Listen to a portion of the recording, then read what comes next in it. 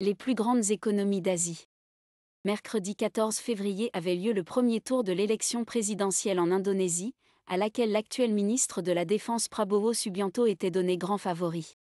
Ancien général et gendre du dictateur Suharto, qui fut à la tête du pays de 1967 à 1999, Subianto a lui-même été accusé de crimes de guerre et contre l'humanité, comme d'avoir ordonné l'enlèvement de militants pro-démocratie. D'après des estimations issues du comptage partiel des bulletins, il aurait recueilli environ 55% des suffrages, et pourrait donc l'emporter dès le premier tour.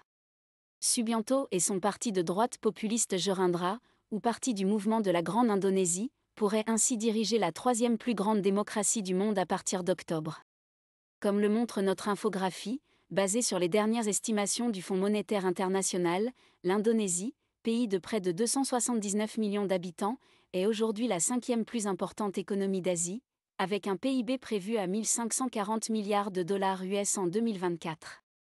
Elle est également la 16e économie mondiale et première économie de l'ASEAN, ayant connu une croissance de long terme de 5,3% depuis la crise asiatique de 1997.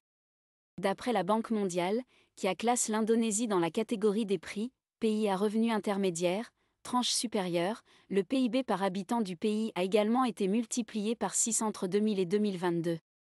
Sans surprise, la Chine affiche actuellement le PIB le plus élevé d'Asie, environ 18 560 milliards de dollars attendus cette année.